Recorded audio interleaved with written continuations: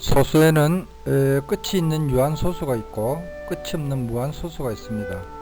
이 유한소수는 일단 분모가 2나 5의 곱으로만 이루어진다는 것을 꼭 알아야겠습니다. 둘째, 밑에서 두 번째 칸입니다. 무한소수. 무한소수는 끝이 없는데 규칙이 있는 끝이 없는 수를 순환하는 무한소수라 해서 순환소수라고 합니다. 이 순환소수는 끝이 없지만 분수로 만들 수가 있기 때문에 유리수가 됩니다. 이것이 가장 중요한 것이 되겠습니다.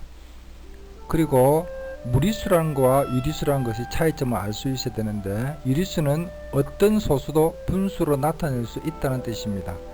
거기에는 유한한 유한소수와 순환하는 순환소수 두 가지가 있습니다. 그 외 모든 것은 무리수가 되겠습니다.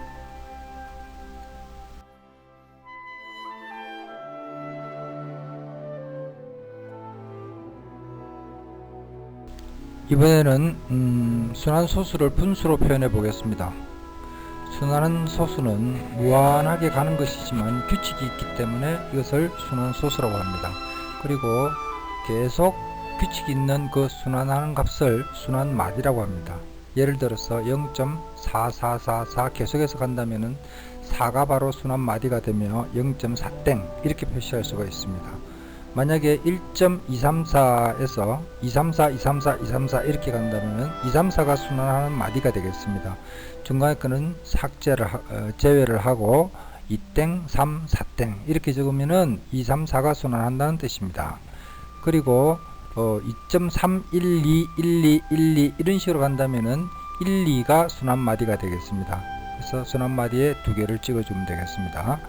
이때 순환소수를 분수로 바꾸는 방법은 땡 하나당 9가 되겠습니다. 그리고 땡 앞에 소수점까지가 0이 되겠습니다. 예를 들어서 첫 번째 보았던 0.4땡은 9 하나니까 9분의 4.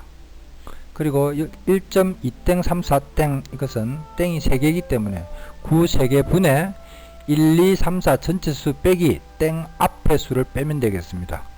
한 번 더 연습해 보겠습니다. 2.312 1땡 2땡 1땡은 땡이 두 개니까 99 그리고 그 앞에 소수점까지 한 자릿수가 남았습니다. 그래서 990 분의 전체수 2312에서 땡까지의 숫자 23을 빼면 되겠습니다. 연습을 조금 하시면은 충분히 숙달이 될 수 있다고 봅니다. 그리고 이 순환소수 중에서 꼭 기억을 해 두셔야 될, 암기를 해 두셔야 될 두 가지가 있습니다. 0.9땡은 올라가면 1이 되기 때문에 한 자릿수가 올라갑니다. 1. 0.3땡은 3분의 1이라고 기억을 하시면 좋겠습니다. 예를 들어서 0.129땡 하면은 땡 하나가 9니까 9 앞에 두 자릿수가 있기 때문에 900분의 전체수 129 빼기 땡 앞에까지의 숫자 12는 결국 0.13이 됩니다. 이렇게 어렵게 할 필요가 없이 9땡이 올라가서 3이 됩니다. 그러니까 0.13 외워두면은 아주 시간을 단축하는데 유리할 수가 있겠습니다.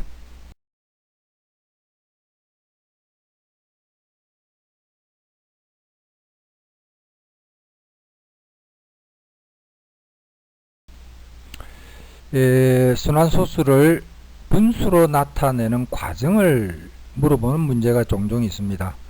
이럴 경우에 당황하기 쉽지만은 결론은 일단 예를 한번 들어보겠습니다. x는 3.5땡을 분수로 나타내어 보시오. 이러면은 일단 그 결론을 먼저 적어 봅니다. 결론은 9분의 땡 하나가 9니까 9분의 35 빼기 3은 32가 됩니다. 따라서 결론의 9를 만들어내기 위해서는 10x 빼기 x는 9x가 됩니다. 따라서 x는 9분의 라는 어떤 식이 도출되겠죠. 따라서 결론으로 식을 나타내는 과정을 표현한다. 이렇게 생각하시면 되겠습니다. 매우 쉬운 방법입니다. 그리고 순환소수가 들어있는 어떤 식의 사칙연산은 순환소수는 일종의 하나의 표현에 불과하므로 실질적인 수가 아닙니다. 그러므로 순환소수를 분수로 바꾸어서 계산을 하면 되겠습니다. 예를 들어서 30분의 19는 x 플러스 0.01땡일 때 x를 순환소수로 나타내 보면은 일단 0.01땡을 분수로 나타내면은 땡 하나가 9니까 9 그리고 그 앞에 소수점까지 한 자리니까 90분의 1이 되겠습니다. 이제 1차 방정식을 풀면은 x는 90분의 56이 되겠습니다. 90분의 56이 나오면은 이것을 어떻게 순환소수로 표현하는가 하면은 땡을 만들기 위해서 90을 10 곱하기 9로 변형을 시킵니다. 그러면 10분의 1에 9분의 56이 되기 때문에 6과 9분의 2가 되겠죠. 9분의 2는 0.2땡이 되는 겁니다. 그러므로 10분의 1 곱하기 6.2땡. 그러므로 6.2땡을 10분의 1로 나누면은 0.62땡이 되겠죠.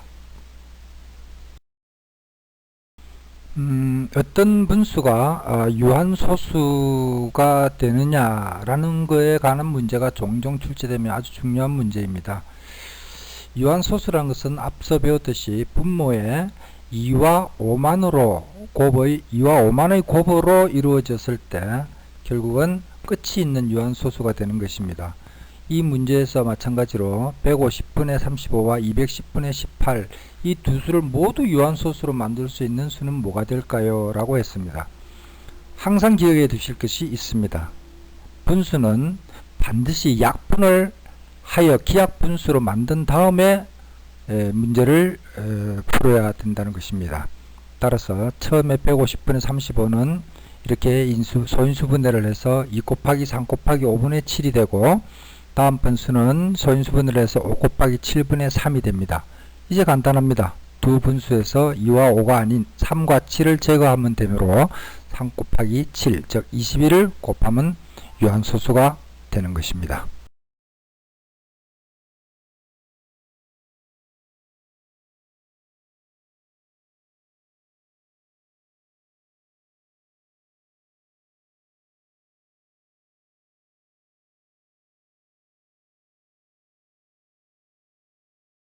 이번에는 지수에 관한 내용을 알아보도록 하겠습니다. 지수는 고등학교 때 배우는 로고와 마찬가지로 굉장히 중요한 항목입니다. 이 지수에서 가장 중요한 점은 지수의 밑이 같아야지 계산이 된다는 것입니다. 따라서 결론, 지수는 밑이 같은 것이 동류항이다. 반드시 기억하시기 바랍니다. 필기. 자, 일단 지수의 곱셈과 나눗셈은 덧셈과 뺄셈으로 생각하시면 됩니다. 2의 3승 곱하기 2의 5승은 2의 3 플러스 5. 2의 5승 나누기 2의 3승은 2의 5 마이너스 3 이라는 결론이 되게 됩니다. 참고로 마이너스 승이 나올 수가 있는데 2의 3승 나누기 2의 5승은 2의 3 마이너스 5는 2의 마이너스 2승이 됩니다. 지수의 마이너스 승은 고등학교 때 배우는 것이지만 중학교 때 미리 배우면 좋습니다. 마이너스 승이란 것은 분모승이 된다 이렇게 생각하시면 됩니다. 즉 2의 마이너스 2승은 2의 2승분의 1 이렇게 역수가 된다 라고 알아두시면 굉장히 좋습니다. 그리고 3의 A승 전체의 B승이면은 이것이 바뀔 수가 있습니다. 3의 B승의 전체 A승과 똑같습니다. 그리고 결론은 3의 A 곱하기 B 즉 3의 AB승이 된다는 것 가장 중요한 공식에 해당하게 되겠습니다. 그리고 원래 지수는 덧셈과 뺄셈이 되지 않습니다. 오로지 된다는 것은 같은 것을 여러 번 더했을 때 많이 되는 것입니다. 2의 2승 플러스 2의 2승 플러스 2의 2승은 2의 2승이 3번 있기 때문에 즉 곱셈으로 3 곱하기 2의 2승 이렇게 밖에 쓸 수가 없습니다. 근데 특이한 예가 있습니다. 2의 6승, 2의 6승을 더하면은 2의 6승이 두 번 있으므로 2 곱하기 2의 6승은 2의 7승이 됩니다. 이렇게 표현이 될 수도 있다는 겁니다. 3의 4승, 3의 4승, 3의 4승을 더하게 하면은 3 곱하기 3의 4승. 그래서 3의 5승으로도 표현이 된다는 겁니다. 자주 물어보는 문제이기 때문에 잘 익혀두시면 좋겠습니다. 다음에 지수가 결론적으로 몇 자리 자연수인가 이런 것을 묻는 경우도 자주 나옵니다. 이럴 때는 몇 자리 자연수라는 것은 2와 5의 곱이 10의 1승이 되기 때문에 거기에 차관을 해야 됩니다. 예를 들어서 2의 17승 곱하기 5의 12승은 똑같이 작은 지수인 12승에 맞춰주면은 2의 17승을 2의 12승 그리고 2의 5승으로 쪼개어서 2의 12승 곱하기 5의 12승 남은 2의 5승 하면은 결국 10의 12승 곱하기 2의 5승인 32가 됩니다. 그러므로 32 밑으로 동그라미가 12개 있다는 뜻이므로 총 14자릿수가 되어 첫 수는 3이 되겠습니다.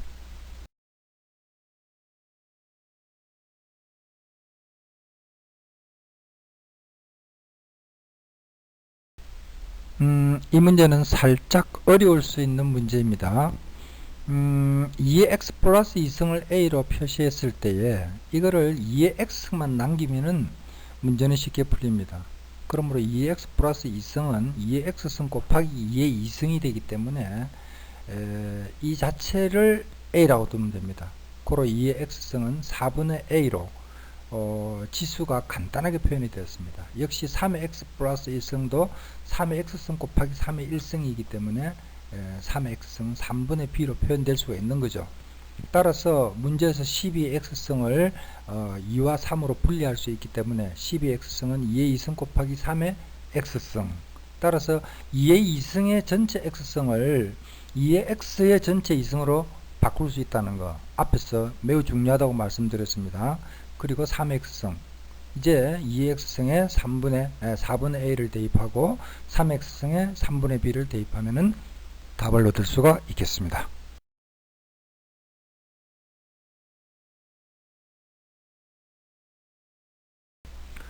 조금 어려운 예 두 번째를 들어보겠습니다. 3의 203승처럼 도무지 계산할 수 없는 큰 지수가 있습니다. 이러한 지수를 실제 계산하지 않고도 1의 자리 숫자는 알 수가 있습니다. 그것은 3의 n승이 가지고 있는 규칙을 알아봐야 되는 것이죠. 3의 n승은 3, 9, 27, 81, 243, 729 이렇게 하다 보면은 4자리씩 3, 9, 7, 1 이렇게 4개의 수가 계속해서 반복되는 걸 알 수가 있습니다. 그러면 위의 문제에서 3의 203승은 3의 4 곱하기 50, 즉 200 더하기 3, 그렇게 해서 세 번째의 규칙인 7이 1의 자리 숫자가 되겠습니다.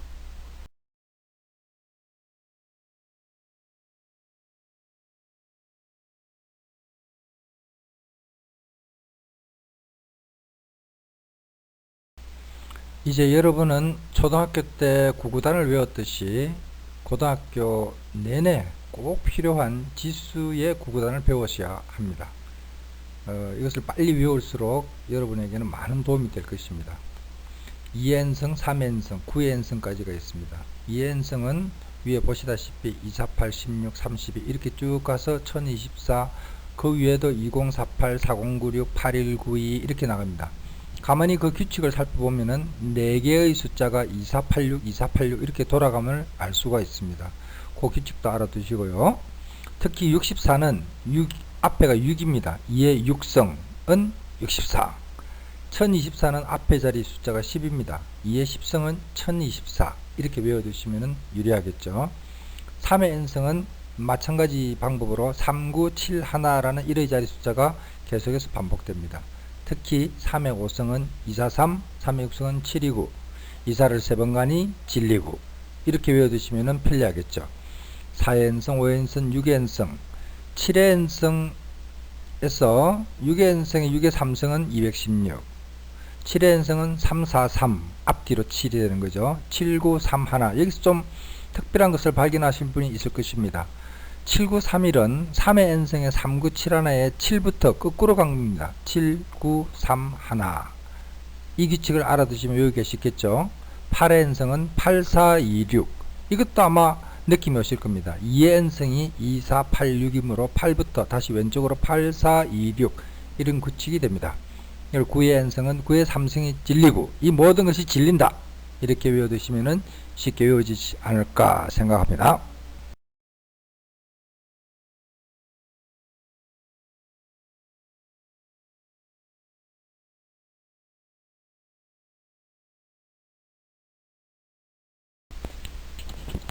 한 변의 길이가 a일 때 그 정육면체의 부피는 어떻게 구하죠? 가로 세로 높이 똑같은 수이므로 a의 3승이 됩니다. 이 a의 3승에 해당하는 숫자, 여러분 굉장히 중요한 숫자입니다. 꼭 외워두시기 바랍니다.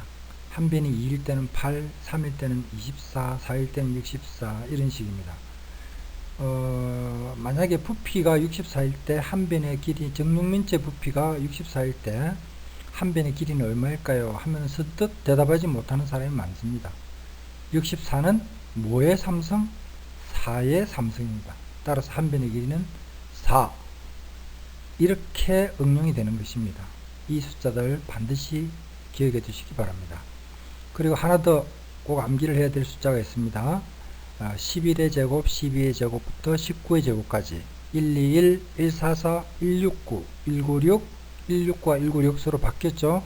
둘두로 256, 289, 324, 361. 역시 20의 제곱은 400이 되겠죠. 어떤 수를 써서라도 여러분들은 이 숫자들을 잘 기억을 하셔야 합니다. 이제 제 5강의 마지막 부분이 되겠습니다. 제가 특수 뺄셈이라고 이름을 붙였습니다. 제곱에서 어떤 수의 제곱을 빼면은 이것은 두 수를 더한 것과 두 수를 뺀 것의 곱이 됩니다. 이것을 우리는 합차 공식이라고 합니다. 반드시 외워두셔야 할 아주 요긴한 공식이 되겠습니다. 반대로 두 수를 더하고 두 수를 빼서 곱하면은 제곱에서 제곱을 뺀 것이 되겠습니다. 제곱 빼기 제곱은 합차. 꼭 기억하시기 바랍니다. 예서와 같이 큰 원과 작은 원 사이에 해당하는 부분의 넓이를 구할 때는 큰 원의 반지름 제곱 빼기 작은 원의 제곱 파이 124제곱 123제곱을 뺀다. 계산이 어렵습니다. 그럴 때 여러분은 합차 공식을 이용하면은 두 수를 더한 것과 두 수를 뺀 것의 곱 아주 간단하게 247 파이가 됨을 알 수 있습니다.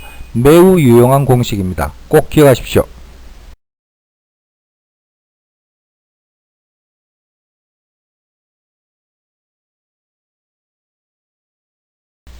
제5강 이것으로 마칩니다. 수고 많으셨습니다. 순환소수와 지수는 고등학교 과정에서도 필수적인 부분입니다. 확실하게 익혀 두시기 바랍니다.